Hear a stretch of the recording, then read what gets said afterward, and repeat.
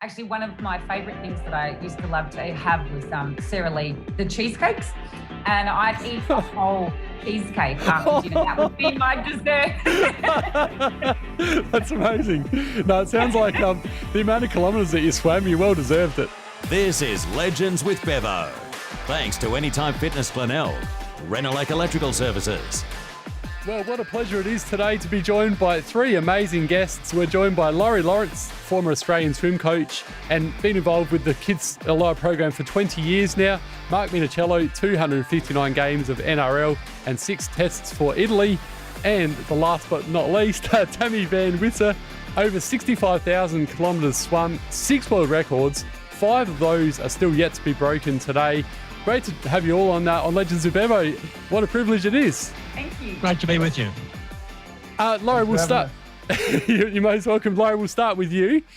Obviously, I mentioned before you're involved with the Australian swim team as coach, and you've been involved with the Olympics as well. And we're super excited about Tokyo not far away. And for 20 years, you've been involved with the Kids Safe program. Mate, talk to us through your journey in swimming. Mate, long story. Make it short. Snotty-nosed kid in Townsville. Olympic swimmers came up. I was chasing autographs. Listened on the crackly radio to the 1956 Olympics. And then I wanted to be a swimming coach. It all happened from there. Teacher and then a swimming coach. And I had lucky enough to coach world record holders. Stephen Holland's probably the super fish that I've ever had. An amazing kid. I wish he'd have been playing for us, State of Origin, last night. It would have been good. We'll get to that in a moment. You can't wipe the smile off Mark's face at the moment. Hey, Laurie, also, mate, 20 years involved with the Kids Alive program. What is it about the program that you enjoy so much, and how'd you get involved? And tell us a bit more about it as well. Well, the Kids Alive program is about preventing drownings in kids under 5. When I first started, 63 kids under the age of 5 drown in Australia every year, which is just unbelievable. And I got into it by mistake, and first year the drowning stats went straight down. So I had a tiger by the tail. I've been doing it now for 20 years, and the stats, I look forward to the Royal Lifesaving stats coming out every June, and we've gone from 63 nationally down to 12 last year. So it's been an amazing journey with the media helping us, and now we've got this special things on where all our friends, Kids Alive friends, come in and read books for the kids.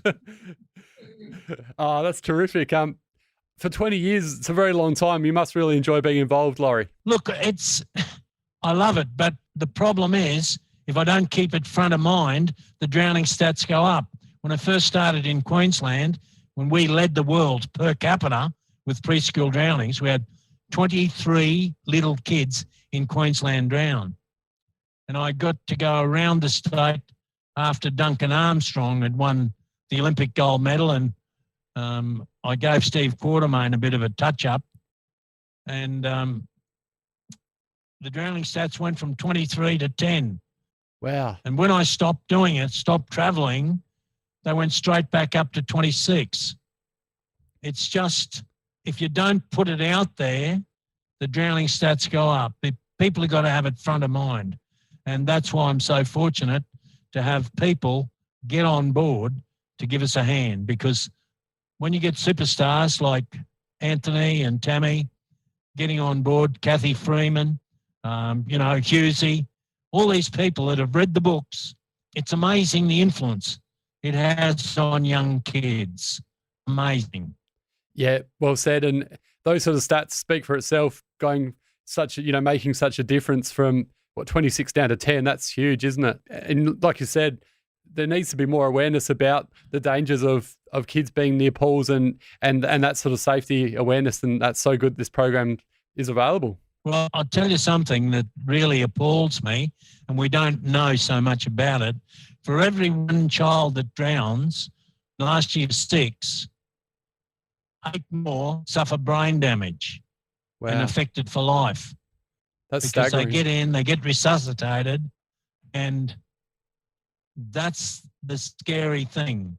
Once little kids start to walk, crawl, that's when it's even more dangerous, before they learn to swim.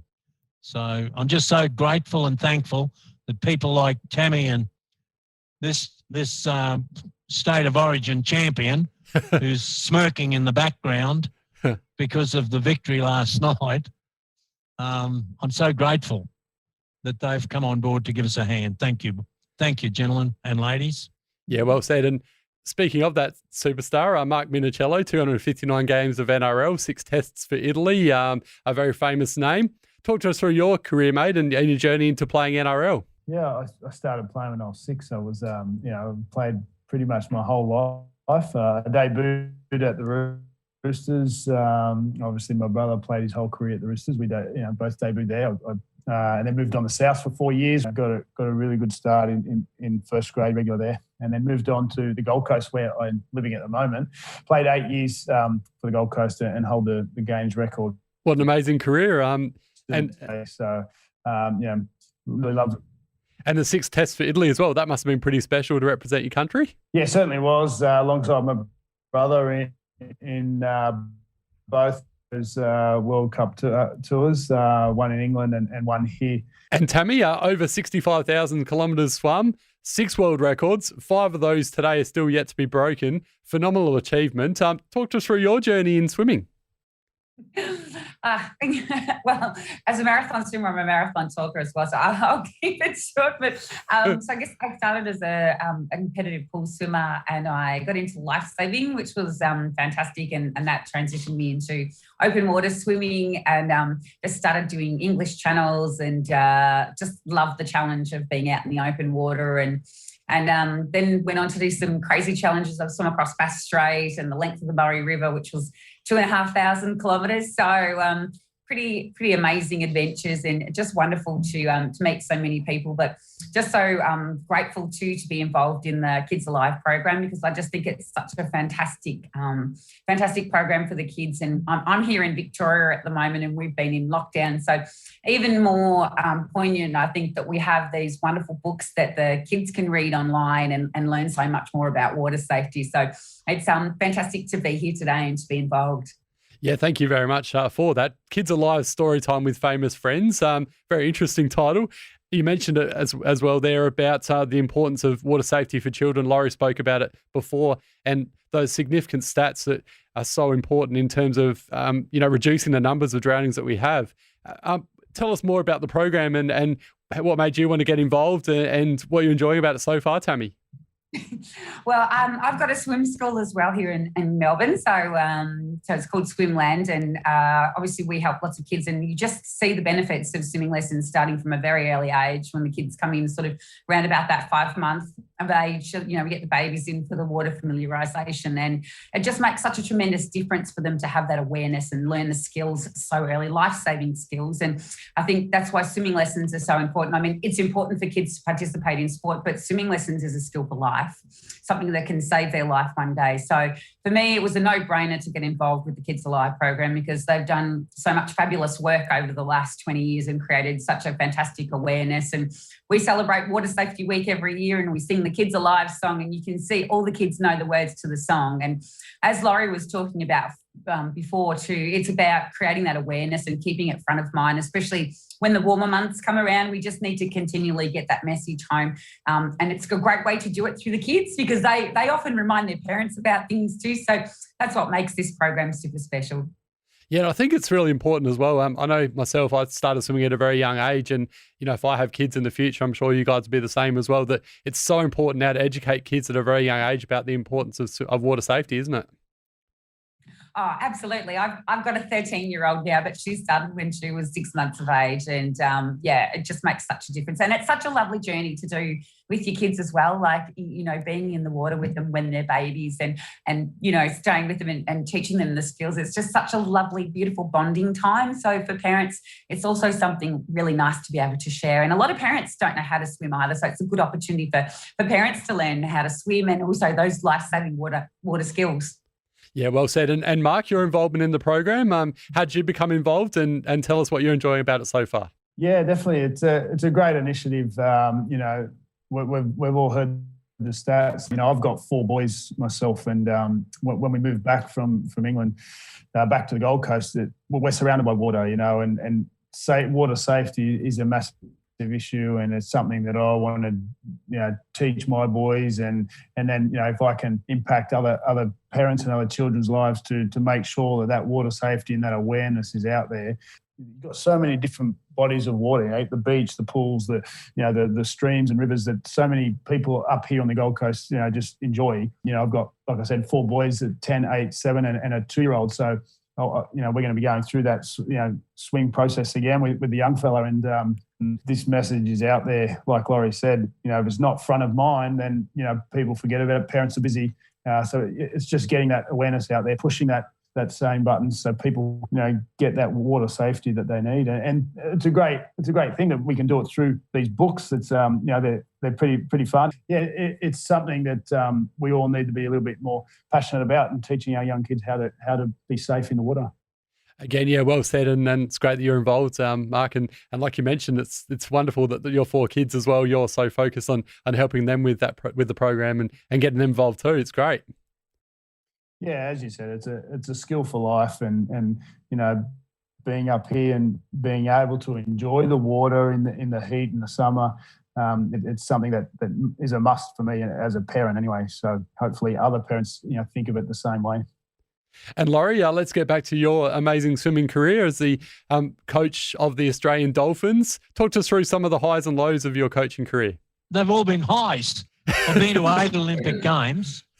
The only low is New South Wales beating us at State of Origin last Wednesday night. That's the only low in my life. So, I'm so fortunate. The pool has been my palace, with Duncan Armstrong beating Matt Biondi, 6 gold medals at the Olympics, and Armstrong grabs him by the jugular and gives it a shake. I mean, Wickham had the world record for something like 12 years, but, I took her in a marathon swim once, and that's why I have to take my hat off to Tammy. She was hopeless. But over 800 metres in the pool, she was a ferocious competitor, ferocious. But she hated getting out of the open water, out in the marathon. And I took her over to Italy once to race a marathon over there, and she finished it and got out, took her cap off and said, "That's the last marathon I'm ever doing in my life." So, Tammy, I take my hat off to you. It's wonderful. It's a very different world the things between that you've done for swimming. Yeah. It's very different. I remember that. It is a different world. Yeah. Good. Yeah. And as for Minichiello, he deserves 4 boys after beating us the way they did the other night. I hope they give you a lot of strife, mate. We better talk about that game. Funny you mentioned that, Laurie. It's 3 of my boys are Queenslanders. Can you believe it? Oh, hey, you. They cheering for us. We had a big role. Oh, mate. I know. I'm so disappointed. I should have drove them across the border to have them, really. I wasn't dedicated enough. I have to admit, I've always been a Queenslander. Even though I lived in Adelaide majority of my life, I've always been a Queenslander. And so I was a bit sad myself the other night as well. But, hey, credit to New South Wales. They were amazing. Mark, you must be a happy man. Yeah, certainly. Proud New South Welshman, with my brother playing so many years there, and, me striving to get there as well. It's to see the way they played and the pride they displayed out there was, it's a great feeling. I was sitting there with my boys watching it. They had their Maroons jerseys on, and a little bit of banter from them, but they were very quiet by about half time. And mate. The State of Origin, like, it's just such an awesome thing, and it is pretty big here in Adelaide. Obviously, we saw last year we had a great crowd in November. We were able to get it here for the very first time, and I think it's going to be here again next year, I believe, as well. It's a wonderful concept. You mentioned before your brother Anthony played a number of games for New South Wales.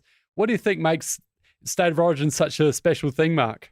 Oh, look, it's a game like no other. You know, the rivalry, the passion that's shown by not just the players, but the fans and everyone involved. It's something that is probably unrivaled in any other sport. That just the competitiveness and the toughness and what you really need to go through to win a series is it's the pinnacle of our game, really. It's just an amazing event.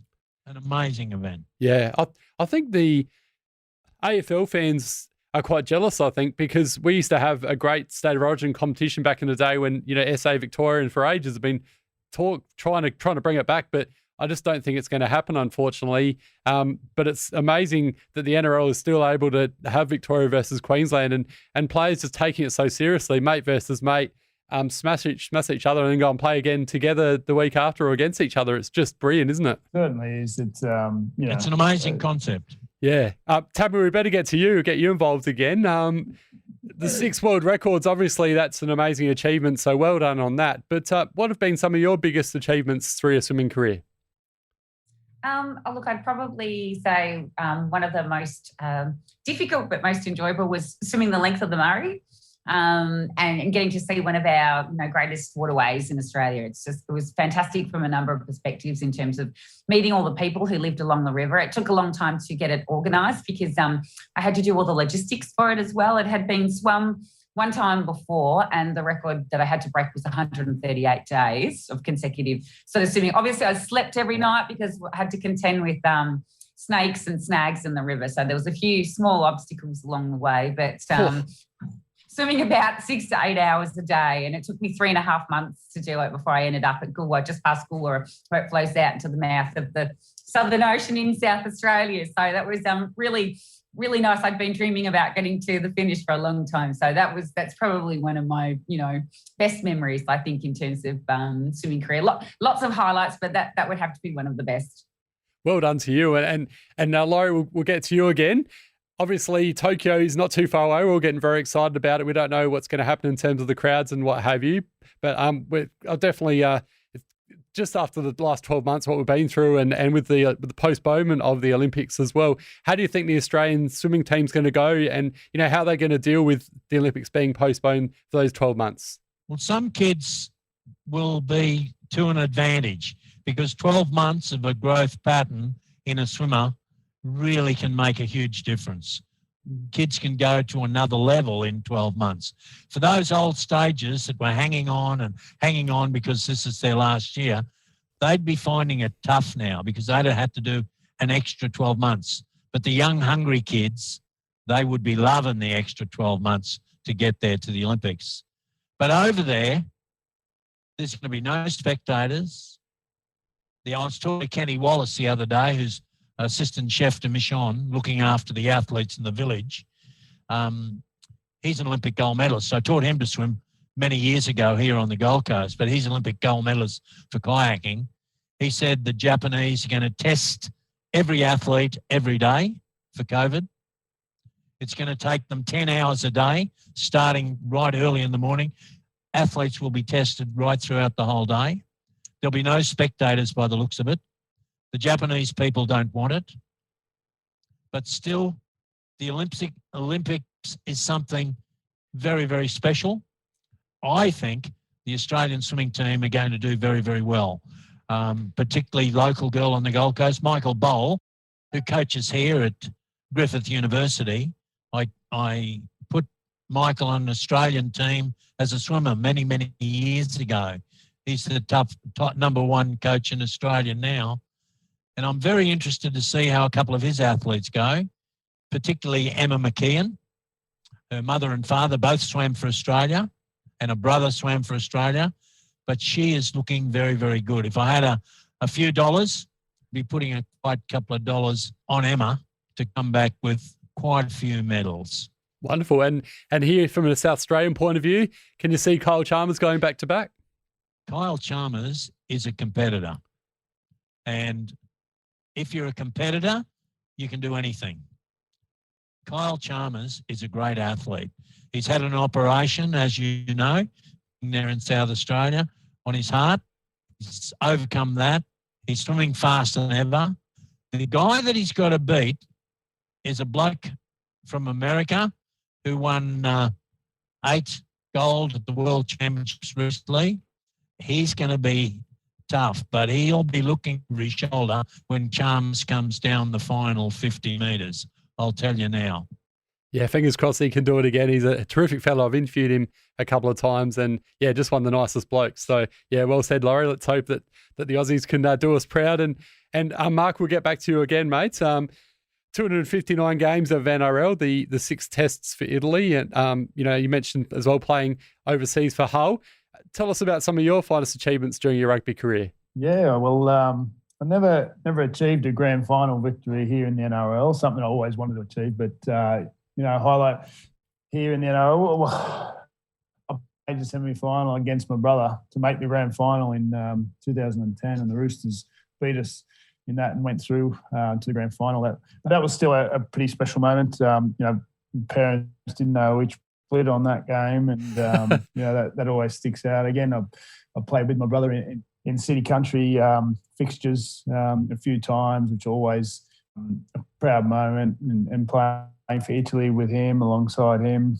But then, when I moved to the Super League, we went back-to-back Challenge Cup winners. First time Hull FC had ever won at Wembley, and that was a pretty special experience. In the Super League, the Challenge Cup is a very it's almost, people would rather win the Challenge Cup than the grand final. So it's the oldest competition in the world, really, and that was a pretty special moment for me, being involved in winning back-to-back titles for the first time over there. Wonderful. And Tammy, we spoke before about some of your amazing achievements.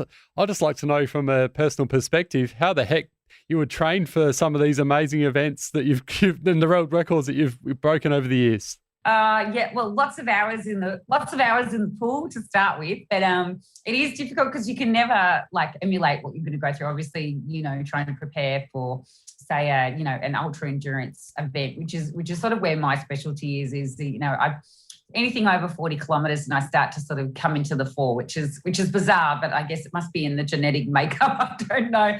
But yeah, look, you just do a lot of hours in the pool during the week where you're pretty much training, with heart rate and, doing the normal types of swimming that pool swimmers do training, but just on greater levels in terms of distance. And then obviously you spend a great deal of time in the open water, often acclimatising, because cold is a really big killer for us marathon swimmers. Hypothermia is a very scary thing to get. And quite often when you do cold water swims, like for instance, before I swam Bass Strait and also Loch Ness, I put on 10 kilos to insulate my body, to protect it from the cold. Sounds like a really bizarre thing for an athlete to do. And actually, I was the envy of my squad, because we used to get weighed every morning, and coach would be monitoring our weight to make sure we're not putting on too much. And I'd be the only one in the squad going, yes, I put on another kilo. Yes. Most girls would hate that. Yeah, and one of the benefits, apart from there's lots of hardships and there's lots of hard work involved, but probably one of the best things is that you get to have the diet of your dreams and eat lots and lots of things that are not normally on the nutritional list for athletes. Macca's must have been on there, surely. Well, absolutely. Because when you're training sort of, 20 to 25 kilometres a day of swimming, trying to eat enough to maintain your weight is difficult, let alone trying to put on weight, and a significant amount of weight as well. So, yes, I was having Macca's and KFC and fish and chips and Mars bars, all the things, lots of chocolate. So basically, if you're not sleeping or swimming, you're eating. It just becomes such a chore. And actually, one of my favourite things that I used to love to have was Sara Lee, the cheesecakes. And I'd eat a whole cheesecake after dinner. That would be my dessert. That's amazing. No, it sounds like the amount of kilometres that you swam, you well deserved it. So, as I said, one of the few benefits of being a marathon swimmer, you can eat and eat and eat, which is great. And before I let you all go, we'll just finish off with Tammy. What are you up to these days post your career? So basically, I have a swim school, and so that keeps me pretty busy. And I have a 13-year-old, and she keeps me pretty busy running around after her with all her sports as well. And I also do a little bit of motivational speaking on the side, so that keeps me out of trouble most of the time. Wonderful. And you're looking well. You still swim a bit as well? Yeah, look, I love to just get down to the pool, try and get down 2 or 3 times a week. And when it's open, all pools are closed at the moment in Victoria, but when they're open, I like to get down to the pool and have a swim and just turn over for 4 or 5 Ks. It's just nice for me to have my own think time and, a bit of enjoyment and a bit of running as well. I enjoy that too. Wonderful. Well, keep up the great work there. And Mark, we'll get to you, mate. So you're also looking in good shape. So looks like you must keep in shape somehow. What's your tricks of the trade these days? Tricks of the trade, lifestyle practices. That's what it is. So I trained for 20 years of my life, and I probably only train once or twice a week these days. But it's all about lifestyle practices and what I put in my body. I'm a corrective exercise and holistic lifestyle and a performance coach now, and so I help to teach people how to get out of pain and do postural assessments and write corrective programs and just teach principles of lifestyle and how to live a healthier lifestyle so we're not aging and in pain. So I like to teach those principles. I've lived them for many years now, and tried to be as holistic as possible in my performance, and that sort of paid off. Playing over 400 games of a pretty physical sport, and that's what I'm doing now. And then I've also got my brother's got a mini fit program down in Sydney.